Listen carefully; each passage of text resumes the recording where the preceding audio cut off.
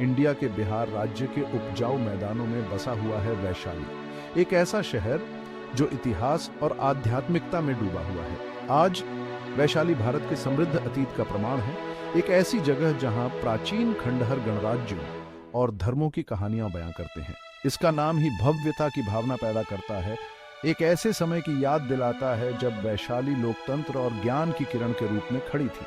वैशाली की मनोरम कहानी को उजागर करने के लिए हमारे साथ समय के साथ पीछे की यात्रा पर चलें। वैशाली की कहानी प्राचीन भारत के धागों से जटिल रूप से बुनी गई है। इसकी उत्पत्ति महाभारत के समय की है। किंवदंती है कि शहर का नाम राजा विशाल के नाम पर पड़ा है, जो महाकाव्य में वर्णित एक शक्तिशाली शासक थे। सदियों से वैशाली एक विनम्र बस्ती से व्यापार और संस्कृति के एक हलचल भरे केंद्र के रूप में विकसित हुई, अंततः एक शक्तिशाली गणराज्य के रूप में विकसित हुई। वैशाली के गौरवशाली अतीत की गूंज आज भी इसके पुरातात्विक अवशेषों और पीढ़ियों से चली आ रही कहानियों से गूंजती है। ये कहानियां एक ऐसे शहर की विशद तस्वीर पेश करती हैं जो न केवल राजनीतिक रूप से महत्वपूर्ण था, बल्कि आध्यात्मिक विचारों का भी पालना था, जो बुद्ध और महावीर जैसे दिग्गजों को आकर्षित करता था।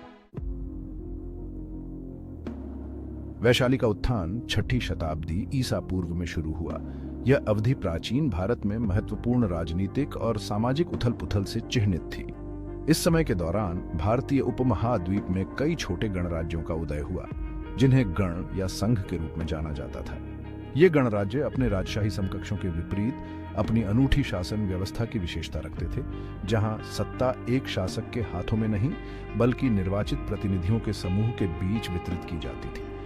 वैशाली इस युग के सबसे प्रमुख और समृद्ध गणराज्यों में से एक के रूप में उभरा। शहर राज्य वज्जी संघ का एक हिस्सा था, जो 8 गणराज्य कुलों का एक शक्तिशाली गठबंधन था।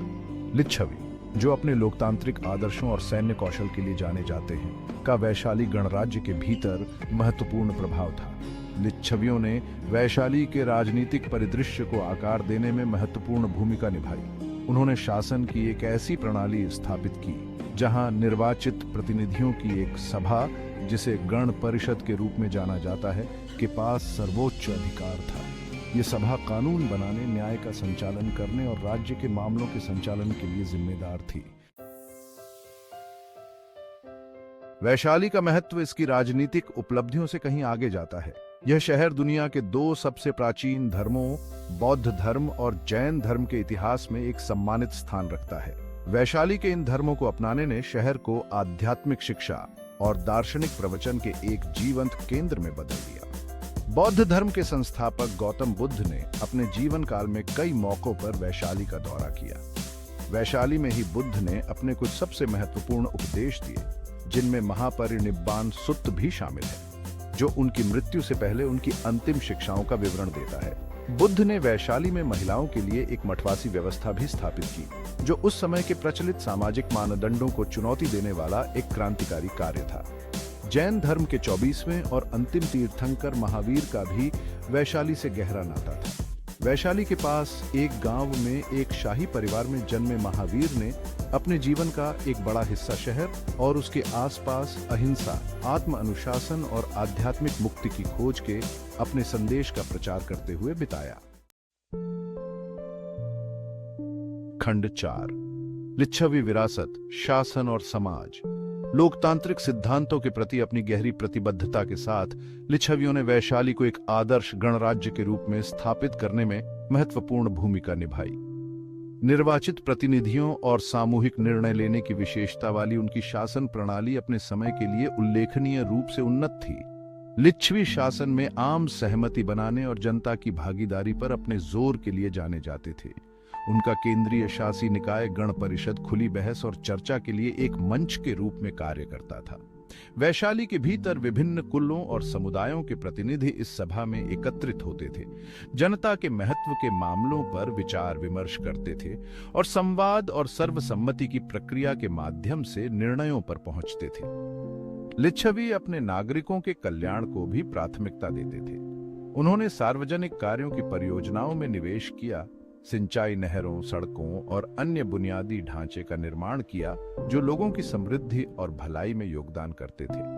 लिच्छवी समाज में शिक्षा को अत्यधिक महत्व दिया जाता था और वैशाली दूर दूर से विद्वानों और छात्रों को आकर्षित करने वाले शिक्षा के एक प्रसिद्ध केंद्र के रूप में विकसित हुआ। खंड 5 प्रबुद्ध लोगों की दास्तां।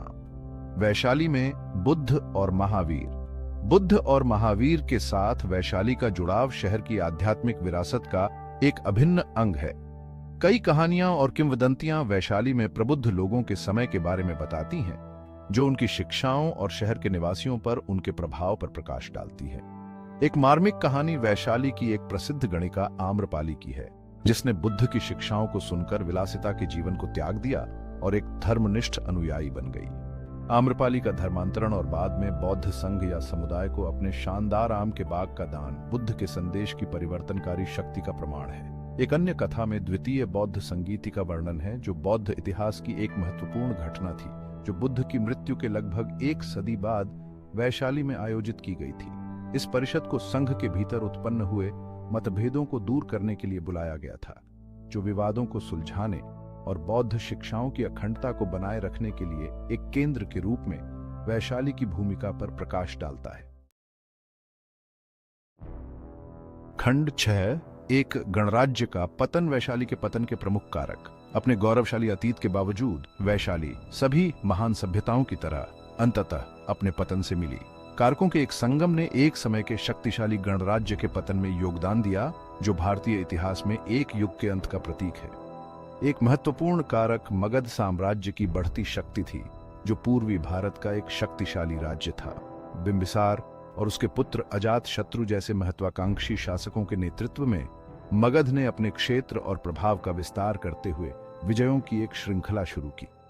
वैशाली अपने रणनीतिक स्थान और समृद्ध अर्थव्यवस्था के साथ मगध साम्राज्यवाद के लिए एक प्रमुख लक्ष्य बन गया। वज्जी संघ के भीतर आंतरिक कलह और कमजोर गठबंधनों ने भी वैशाली के पतन में भूमिका निभाई।